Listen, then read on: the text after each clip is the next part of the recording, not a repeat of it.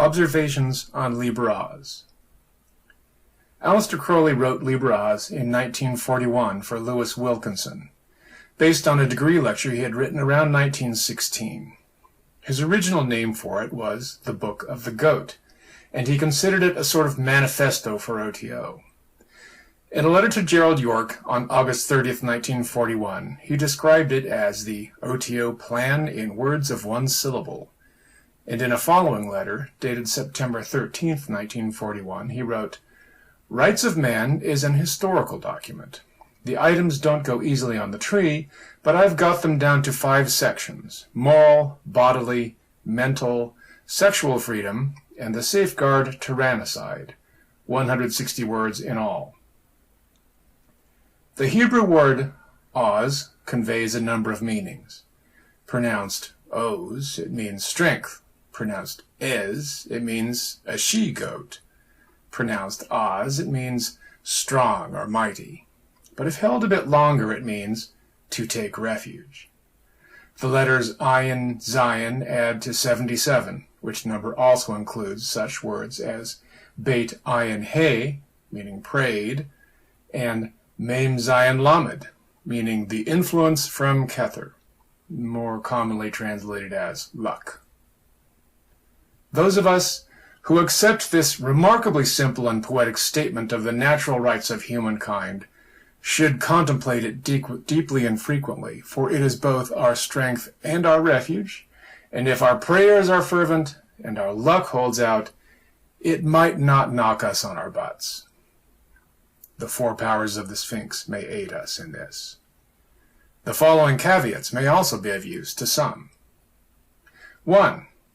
Liber Oz applies to all men and women.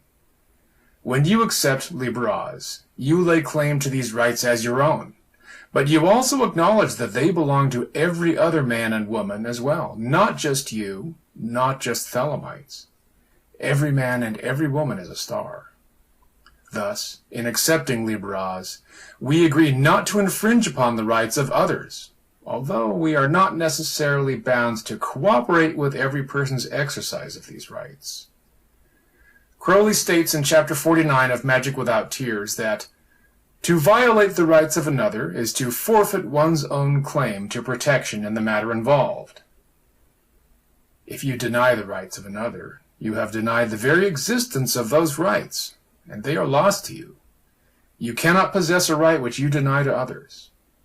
Also, while one may possess the right to love as he will, it may not be the will of the object of that love to participate. Liber Oz does not justify rape. 2. Liber Oz makes no guarantees. A. Liber Oz does not grant us the power or the ability to exercise any of the rights it enumerates.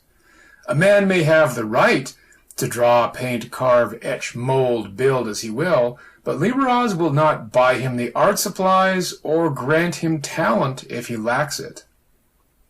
He may indeed have the right to drink what he will, but Liber Oz does not give him the ability to safely drive a car, operate machinery, or perform ritual while drunk. B. Liber Oz does not provide shelter from the consequences and repercussions of the exercise of our natural rights. A man's right to rest as he will does not safeguard him against losing his livelihood. His right to eat what he will does not immunize him against poisoning or obesity. His right to speak what he will does not shelter him from criticism, ridicule, lawsuit, or the loss of friendship. His right to love as he will does not exempt him from paternity, and his right to kill those who would thwart these rights does not protect him from retribution, imprisonment, or execution. C. Liber Oz provides no assurance that the exercise of any natural right will result in success, happiness, fulfillment, satisfaction, or any other positive outcome.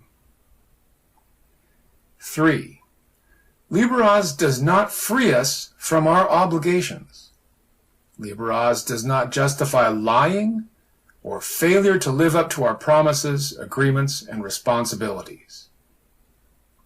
With these caveats in mind, enjoy your rights. Exercise them in your quest to discover your true will and accomplish it. When necessary, fight for your rights, and for the rights of all men and women.